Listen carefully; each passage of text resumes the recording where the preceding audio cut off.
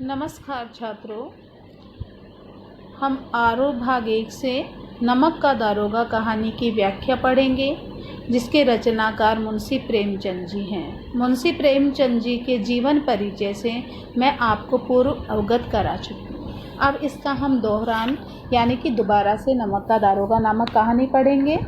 जरा ध्यान दीजिएगा। जब नमक का नया विभाग बना और ईश्वर प्रदत्त वस्तु के व्यवहार करने का निषेध हो गया, तो लोग चोरी छिपे इसका व्यापार करने लगे। छात्रों, ये जब अंग्रेज़ों का राज्य था उस समय की बात है कि नमक का नया विभाग बना और ईश्वर के द्वारा प्रदान यानी कि प्रकृति द्वारा प्रदत्त जो वस्तु थी नमक, इसका निषेध यानी कि इसकी मनाही हो गई, तो लोग चोरी छिपे इसका व्यापार करने लगे।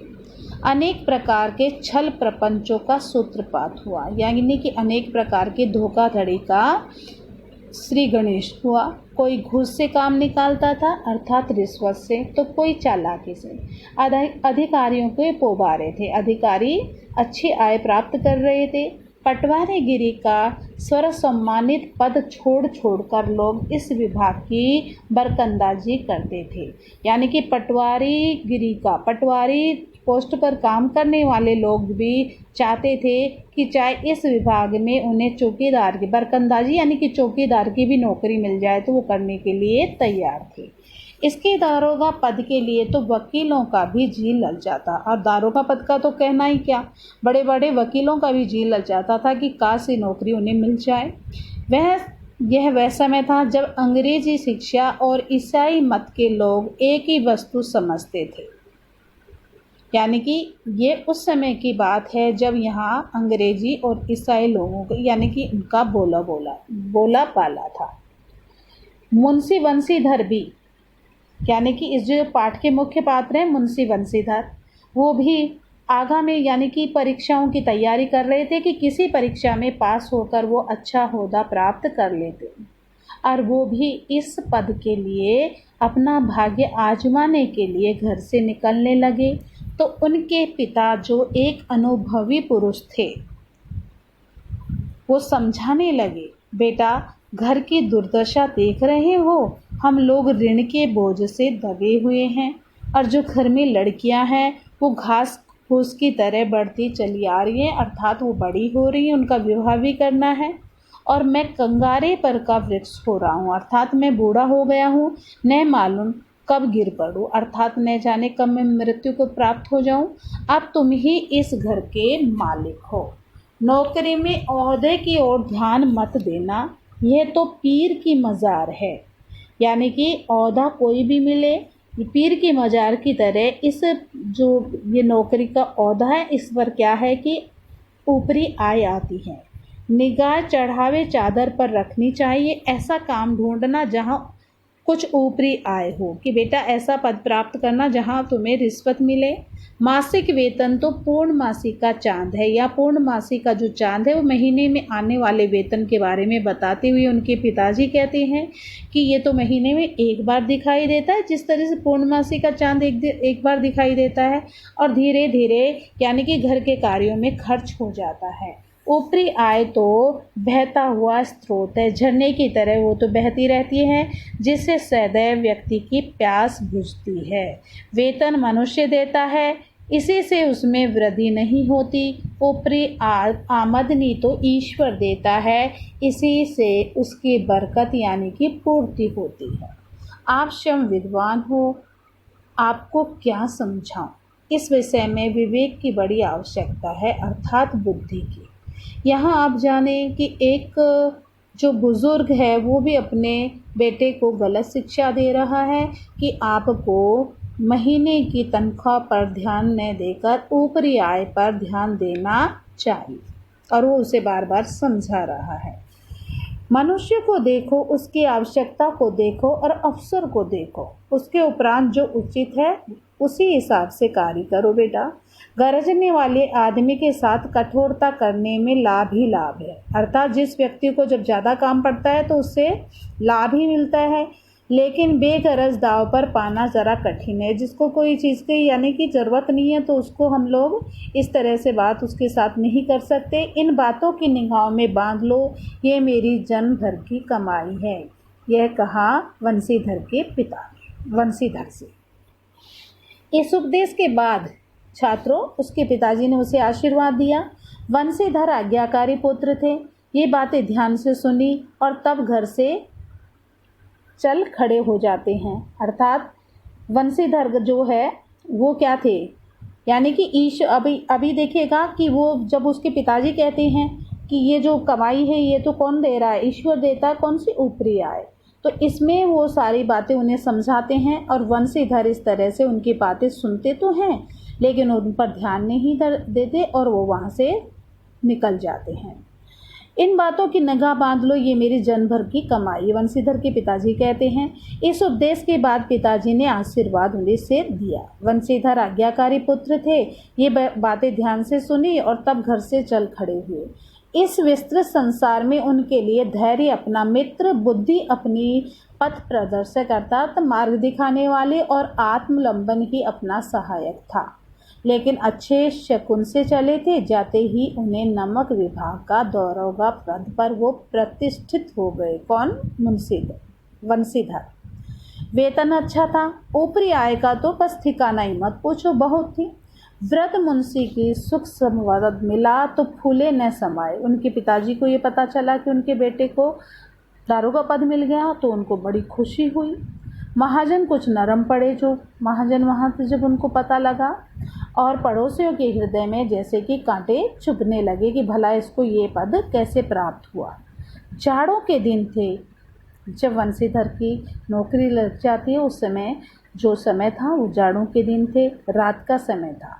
नमक के सिपाही चौकीदार के नशे में मस्त, यानी चौकीदार जो हैं वो सब नशे में मस्त थे। मुंशी वंशीधर को यहाँ आए अभी 6 महीने से अधिक नहीं हुए थे, लेकिन इस समय थोड़े समय में ही उन्होंने अपने कार्य कुशलता और उत्तम आचार से अफसरों का मन मोह लिया।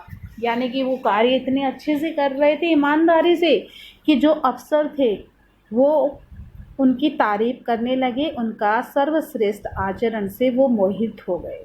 अफसर लोग उन पर बहुत विश्वास करने लगे। क्यों? क्योंकि उनका आचरण बहुत अच्छा था। नमक के दफ्तर से 1 मील पूर्व की ओर एक यमुना नदी थी, वो बहती थी। इस पर नावों का एक पुल बना हुआ था। दारोगा जी किवाड़ बंद किए हुए मीठी नींद में यानी कि सो रहे थे। अचानक आंखें खुली तो नदी के प्रवाह की जगह, कि नदी कलकल करके प्रवाह वेग से बह रही थी, कि उन्हें गाड़ियों की आवाज़ आई और मल्लाहों का कोलाहल सुनाई दिया। शोर, इतनी रात गई, गाड़ियाँ क्यों नदी के पार जाती? अवश्य कुछ ना कुछ गोलमाल है, अर्थात कुछ ना कुछ कालाबाजारी है। तर्क ने भ्रम को पुष्ट किया। वो देखा कि मुझे जाना चाहिए और पता लगाना चाहिए, जो तर्क उन्होंने अपने मन में दिया। वर्दी पहनी, तमंचा जेब में रखा, बात की बात में घोड़ा बढ़ाए हुए पुल की ओर पहुंचे। वंशीधर गाड़ी की एक लंबी कतार पुल के पार जाती दिखी। डांट कर पूछा कि भाई ये बताइए कि ये गाड़ी किसकी है? थोड़ी देर तक सन्नाटा रहा, अर्थात खामोशी रही। आदमियों ने कुछ कानाफूसी की। तब आगे वाले ने कहा, पंडित आलोपुद्दीन की। कौन है पंडित आलोपुद्दीन? वंशीधर ने कहा, दातागंज की रहने वाले। मुंशी वंशीधर चौंके। पंडित आलोपुद्दीन इस इलाके का सबसे प्रतिष्ठित जमींदार थे। लाखों रुपये का लेन देन करते थे। इधर छोटे से बड़े कौन ऐसे थे जो उनको ऋण न दे? उन्होंने अर्थात छोटे से बड़े ओहदे तक लोगों को रिश्वत वो दे रखी थी, कमीशन भी देते थे और उनको ऋण भी दिया करते थे। व्यापार भी बड़ा लंबा चौड़ा था। बड़े चलते पुर्जे के आदमी थे, यानी कि चुस्त। अंग्रेज अफसर उनके इलाके में शिकार खेलने आते और इनके मेहमान होते। 12 मास उनका सदाव्रत इसी तरह का सिलसिला चलता रहता था। मुंशी जी ने पूछा, गाड़ियाँ कहाँ जाएंगी? उत्तर मिला, कानपुर। लेकिन इस प्रश्न पर कि इनमें क्या है, सन्नाटा छा गया, चुप्पी छा गई, किसी ने कोई बात नहीं की। दारोगा साहब का संदेह और भी बढ़ा कि कुछ ना कुछ गड़बड़ है। कुछ देर तक उत्तर की बाट देखकर, यानी इंतजार देखकर जोर से बोले, क्या तुम सब गूंगे हो गए हो? हम पूछते इनमें क्या लदा है, अर्थात भरा हुआ है। जब इस बार भी कोई उत्तर नहीं मिला तो उन्होंने घोड़े को एक गाड़ी से मिलाकर बोरे टटोला, यानी कि बोरे जो भरे हुए थे उनको देखा, उनका भ्रम दूर हो गया। उस बोरे के अंदर नमक के ढेले थे, गाड़ियों में भरे हुए थे। पंडित आलोपीदीन अपने यानी कि जो गाड़ियाँ थी उसके अंदर क्या था, नमक भरा हुआ था, और किसी से पूछा तो उन्होंने जवाब नहीं दिया। उसके बाद पंडित आलोपीदीन अपने सजीले रथ यानी कि सजे हुए रथ पर सवार होकर कुछ सोते हुए कुछ जागते हुए चले आ रहे थे। अचानक कई गाड़ी वालों ने घबराए हुए आकर उन्हें जगाया। बोले, महाराज महाराज। दारोगा ने गाड़ियां को रोक दी और घाट पर खड़ा आपको बुलाते हैं। घाट का मतलब है यहाँ नदी का किनारा। पंडित आलोपीदीन का लक्ष्मी पर अखंड विश्वास था, यानी कि पैसे पर, कि पैसे से सभी को जीता जा सकता है। वे कहा करते थे कि संसार का तो कहना ही क्या, स्वर्ग में भी लक्ष्मी का ही राज्य है। उनका ये कहना यथार्थ अर्थात सत्य थी। उस समय रिश्वत बहुत लोग ले रहे थे। न्याय और नीति जब लक्ष्मी के ही खिलौने हैं तो उन्हें वैसे जी चाहती है वैसे ही नचाती है, तो मैं अपना काम निकाल लूँगा। लेटे ही लेटे गर्व से बोले, चलो हम आते हैं। ये कहकर पंडित जी ने बड़ी निश्चिंतता से पान के बीड़े लगाकर खाए, अर्थात उस समय लोग अपने पास पान लगाने की सामग्री रखते थे। पान लगाया और खा लिया। फिर लिहाफ, लिहाफ का मतलब ओढ़ने का वस्त्र, ओढ़े हुए दारोगा के पास आकर बोले, बाबूजी आशीर्वाद। कहिए हमसे ऐसा कौन सा अपराध हो गया कि जो हमारी गाड़ियां रोक दी आपने। हम ब्राह्मण पर तो आपकी कृपा दृष्टि होनी चाहिए। वंशीधर रुखाई से बोले, ये सरकारी हुक्म है। और वो उनकी चुबड़ी बातों में नहीं आए और कठोरता से कहा। पंडित आलोपीदीन ने हंसकर कहा, हम सरकारी हुक्म को नहीं जानते और न सरकार को। हमारी सरकार तो आप हैं श्रीमान। हमारा आपका तो घर का मामला है, हम कभी आपसे बाहर हो सकते हैं भला। आपने व्यर्थ का कष्ट उठाया, यह हो नहीं सकता कि इधर से जाएं और इस घाट के देवता को भेंटने चढ़ाएं। अर्थात वो दारोगा को रिश्वत देने के लिए बोल रहे थे। मैं तो आपकी सेवा में स्वयं आ रहा था, खुद ही आ रहा था। वंशीधर पर ऐश्वर्य की मोहिनी वंशी का कुछ प्रभाव न पड़ा, अर्थात वंशीधर ईमानदार आदमी थे। उन्होंने उनकी जो मीठी चुपड़ी बातें कर रहे थे कि मैं रिश्वत देकर काम निकालता हूँ, उस पर उनका कोई प्रभाव नहीं पड़ा। ईमानदारी की नई उमंग थी किसमें, वंशीधर में। कड़क कर बोले, हम उन नमक हरामों में नहीं हैं जो कोड़ियों पर अपना ईमान बेचते फिरते हैं, अर्थात मैं रिश्वत नहीं लेता। आप इस समय हमारी हिरासत में हैं क्योंकि आपने गलत काम किया है। आपका एक कायदे के अनुसार चालान होगा, अर्थात कर टैक्स होगा। बस मुझे अधिक बातों की फुर्सत नहीं है। और जमादार बदलू सिंह से कहते हैं कि आप पंडित आलोपीदीन को हिरासत में ले लो, हम हुक्म देते हैं। पंडित आलोपीदीन स्तब्ध हो गए, यानी कि वो हैरान हो गए। गाड़ी वालों में हलचल मच गई। पंडित जी के जीवन में कदाचित माने पहला ही अवसर था, कदाचित माने शायद, कि पंडित जी को ये ऐसी कठोर बातें सुननी पड़ी। बदलू सिंह आगे बढ़ा, किंतु रोब के मारे ये साहस न हुआ कि उनका हाथ पकड़ सके। पंडित जी ने धर्म को धन का ऐसा निरादर करते हुए कभी नहीं देखा था, यानी कि वो रिश्वत देना चाह रहे थे, वंशीधर रिश्वत लेना नहीं चाह रहे थे। विचार किया, ये अभी उदंड यानी कि निडर लड़का है, माया मोह के जाल में अभी नहीं पड़ा।